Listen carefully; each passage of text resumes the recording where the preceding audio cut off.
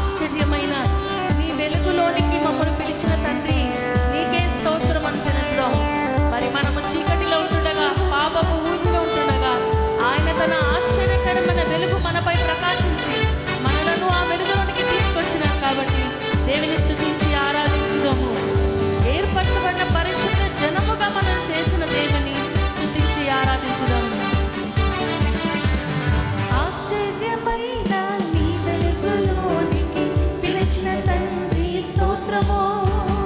ఏర్పరచబడిన పరిశుద్ధ జనముగా పిలిచిన తండ్రి స్తోత్రము. పరిశుద్ధ జనముగా మనం ఈరోజు ఉన్నామంటే అది కేవలము ఆయన ప్రేమను బట్టి. ఆశ్చర్యమైన నీ వెలుగులోనికి పిలిచిన తండ్రి స్తోత్రము. ఏర్పరచబడిన పరిశుద్ధ జనముగా పిలిచిన తండ్రి స్తోత్రము. మరొకసారి ఆశ్చర్యమైన నీ వెలుగులోనికి అవునయ్యా పిలిచిన తండ్రి స్తోత్రము. ఏర్పరచబడిన పరిశుద్ధ జనముగా పిలిచిన తండ్రి స్తోత్రము. స్తోత్రము స్తోత్రము స్తోత్రము స్తోత్రము యేసునికే. స్తోత్రము యేసయ్యకే. స్తోత్రము రాజుకే. స్తోత్రము పరిశుద్ధాత్మకే. ఏకస్వరముతో స్తోత్రము స్తోత్రము స్తోత్రము స్తోత్రము స్తోత్రము. మరొకసారి స్తోత్రము స్తోత్రము స్తోత్రము స్తోత్రము. హల్లెలూయా అని మనం పాట పాడుతున్నాం కదా. సో హల్లెలూయా అనే మాటకు అర్థం ఏందో తెలుసా మనకు? హల్లెలూయా అంటే గట్టిగా దేవునికి స్తోత్రం, దేవునికి స్తోత్రం కదా, మనకందరికీ తెలుసు. అయితే ఈ హల్లెలూయా అనే పదము హెబ్రీ భాష నుండి తర్జుమా చేయబడింది అన్నమాట. హల్లెలూయా అంటే హల్లేల్ యాహ్ అంటే, హల్లేల్ అంటే స్తుతించుడి, యాహ్ అంటే యాహ్వే దేవుని స్తుతించుడి అని. యాహ్వే అంటే నేను ఉన్నవాడను అనువాడను, ఆదియు నేనే అంతము నేనే, అల్ఫయు నేనే ఓమేగయు నేనే.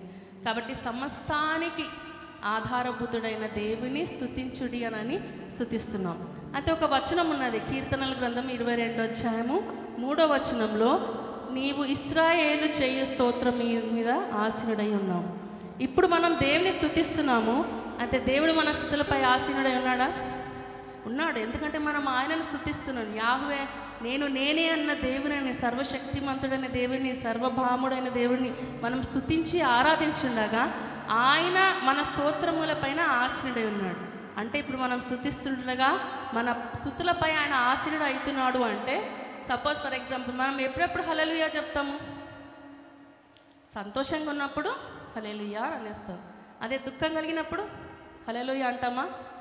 అప్పుడు కూడా మనం హల్లెలూయా అని దేవుని స్తుతించాలి. అప్పుడే ఆ పరిస్థితిలో కూడా దేవుని తండ్రి, నీవు నా పరిస్థితి పైన నీవు ఆసీనుడు కమ్ము, నీవు ఈ పరిస్థితిని నీవు నీ స్వాధీనంలోకి తీసుకొని మనల్ని మనం దేవునికి సమర్పించుకుంటున్నాడు. కాబట్టి ఈరోజు సంతోషంగా ఉన్న వారం అందరం దేవుని స్తుతిస్తున్నాము. ఈరోజు మనకున్న పరిస్థితిని బట్టి ఈ సమస్తము ఆయనకు సమర్పిస్తున్నాము. ఒకవేళ పరిస్థితులు అనుకూలంగా లేకపోయినను హల్లెలూయా హల్లెలూయా హల్లెలూయా, దేవునికే ఈ సమస్త పరిస్థితులను నేను అప్పచెప్తున్నాను, ఆయన ఈ పరిస్థితిపై ఆసీనుడై ఉండాలి అని కోరుకున్న ప్రతి ఒక్కరము హల్లెలూయా అని పాడదామా? ఓ హల్లెలూయా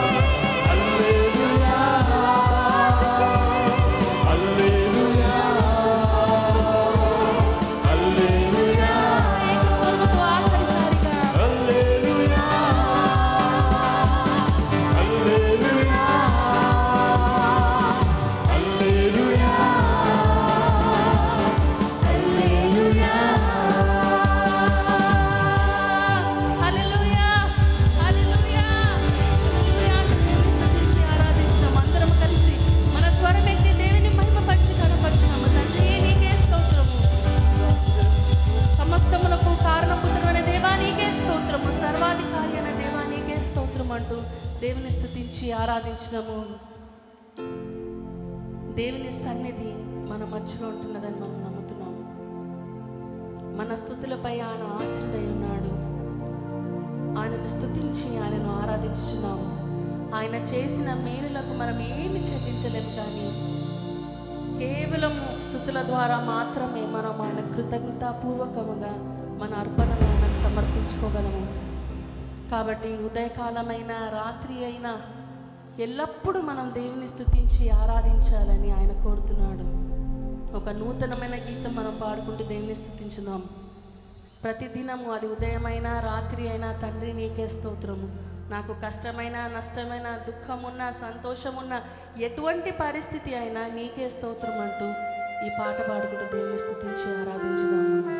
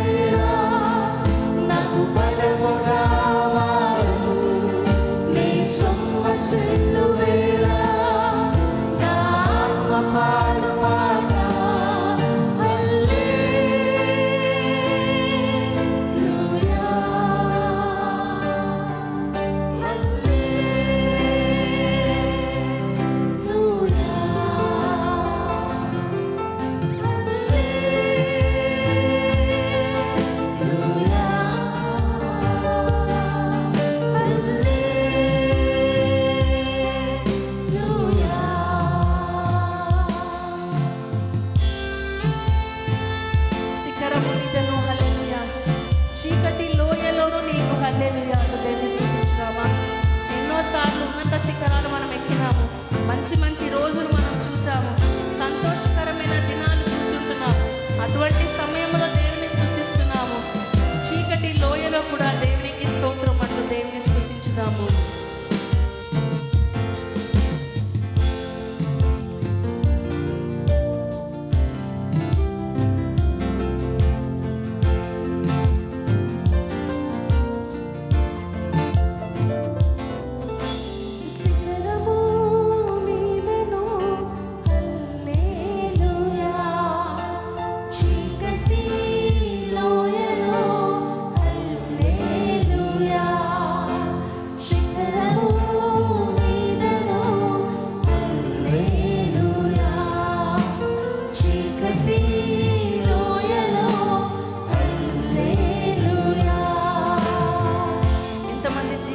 ఈ సమయంలో శిఖరము ఎక్కిన స్థితులు ఉన్నాయి అంటే మంచి సంతోషకరమైన దినాల్లో నేను ఉన్నాను అన్న వాళ్ళు ఎవరైతే ఉన్నారు?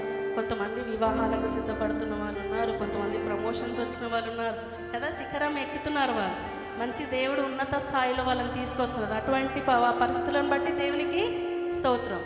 కానీ ఒకవేళ ఈ వారంలో ఏదైనా నష్టం జరిగి ఉంటుంది, ఏదైనా అనారోగ్యత వచ్చి ఉంటుంది, లేకపోతే ఏదైనా కష్టం వచ్చి ఉంటుంది, ఏదైనా ఇబ్బందులు వచ్చి ఉంటాయి. అటువంటి పరిస్థితుల్లో ఉన్నవారం కూడా ఉన్నామా? ఇక్కడ ఉన్నాము. మరి అటువంటి వారం కూడా హల్లెలూయా అని పాడగలుగుతున్నామా?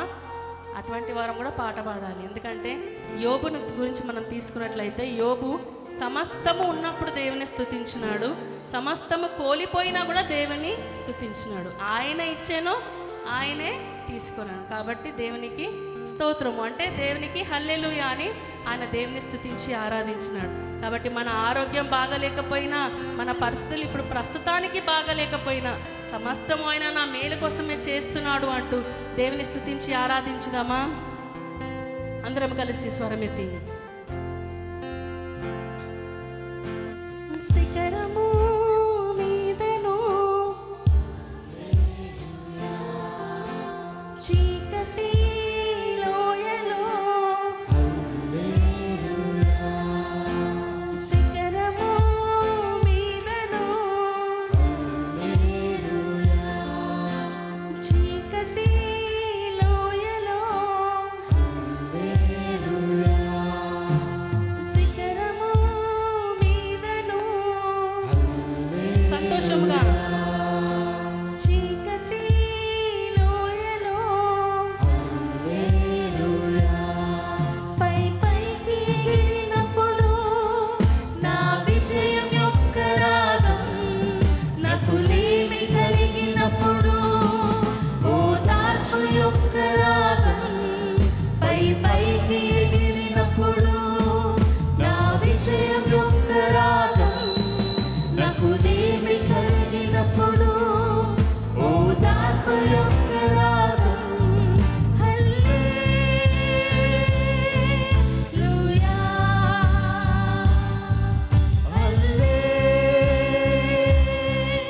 హల్లెలూయా, హల్లెలూయా, హల్లెలూయా.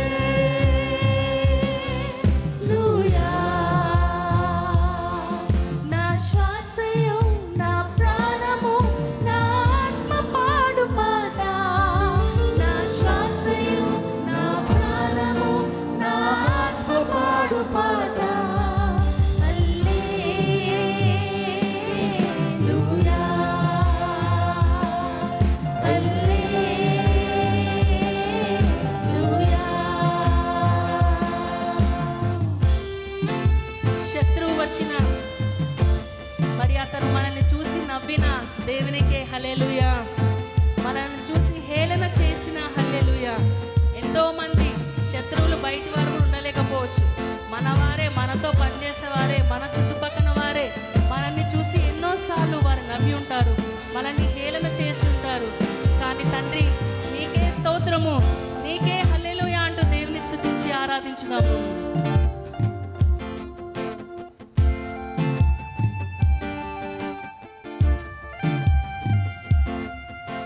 శత్రువు నవ్వినా హేళన చేసినా, శత్రువు నవ్వినా హేళన చేసినా, శత్రువు గురించి మాట్లాడుకోవాలంటే యెహోషువపాతు 3 దేశాలు అతడి మీదికి మరి యుద్ధానికి వచ్చినప్పుడు మొదటగా దేవుని స్తుతించే వారిని ముందుగా పంపించమని దేవుడు చెప్పి ఉంటున్నాడు. కాబట్టి ఎప్పుడైతే వాళ్ళు వెళ్ళి దేవుని స్తుతించుడి, దేవుని స్తుతించడం అంటే దాని అర్థం ఏంది? హల్లెలూయా. సో వాళ్ళు ఎప్పుడైతే హల్లెలూయా హల్లెలూయా అంటూ దేవుని స్తుతిస్తున్నారో ఆ 3 దేశాలు కూడా వాళ్ళే మరి ఒకరినొకరు పొడుచుకొని చంపుకున్నారు. మరి యెహోషువపాతు యొక్క సైన్యము కత్తి కూడా వాడే అవసరం కూడా పడలేదంట. సో ఆ విధంగా యుద్ధము వారు గెలిచి ఉంటున్నారు. కాబట్టి ఏ శత్రువు మన జీవితంలో ఉన్న ఎటువంటి పన్నగాలు మరి సాతాను మనపై ప్రయోగిస్తున్నా దేవా నీకే హల్లెలూయా అని మనం స్తుతించినప్పుడు ఆ ప్రతి మరి అపవాది యొక్క ప్రయత్నాలన్నీ కూడా లయమైపోవునుగాక యేసు నామములో. కాబట్టి మనం దేవుని స్తుతించి దేవుని ఆరాధించుదాము. మరి పౌలు శీలలు కూడా చెరసాలలో ఉన్నప్పుడు వారు స్తుతించుచుండగా, వారు పాటలు పాడుచుండగా చెరసాల సంఖ్యలు తెగిపోవడమే కాదు కానీ చెరసాల బద్దలైపోయిందంట. కాబట్టి అటువంటి శక్తి స్తుతి ఆరాధనకు ఉన్నది. కాబట్టి మన జీవితాల్లో ఎటువంటి పరిస్థితులు ఉన్నాయో దానిని బట్టి దేవుని స్తుతించి ఆరాధించుదాం. ప్రతి పోరాటంను మనం గెలవగలము. మరి హల్లెలూయా అన్నది కేవలం దేవుని స్తుతించడానికి వాడే పదం కాదు, అది ఒక ఆత్మీయ ఆయుధము అని మనము గుర్తెరుగుదాం. కాబట్టి ఒక విజయమును మనము ప్రకటిస్తున్నామని దేవుని స్తుతించి ఆరాధించుదామా?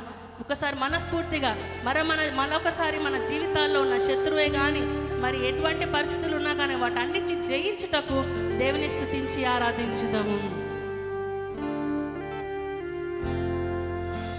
శత్రువు నవ్వినా హల్లెలూయా, హేళన చేసినా హల్లెలూయా. శత్రువు నవ్వినా హల్లెలూయా, హేళన చేసినా హల్లెలూయా. శత్రువు పెరిగినప్పుడు నా విందు కూడా పెరుగును, నీ స్తోత్రం పాడినప్పుడు నా తలుపు తెరవబడును. శత్రువు పెరిగినప్పుడు నా విందు కూడా పెరుగును, నీ స్తోత్రం పాడినప్పుడు నా తలుపు తెరవబడును. హల్లెలూయా,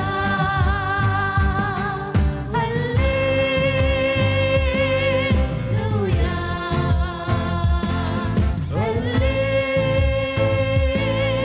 హల్లెలూయా,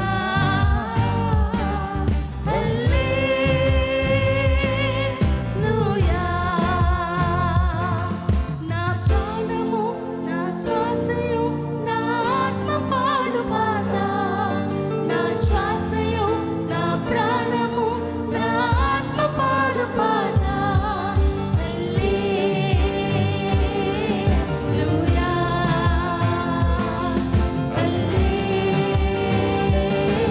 హల్లెలూయా,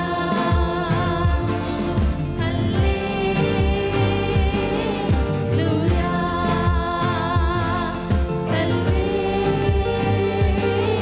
హల్లెలూయా.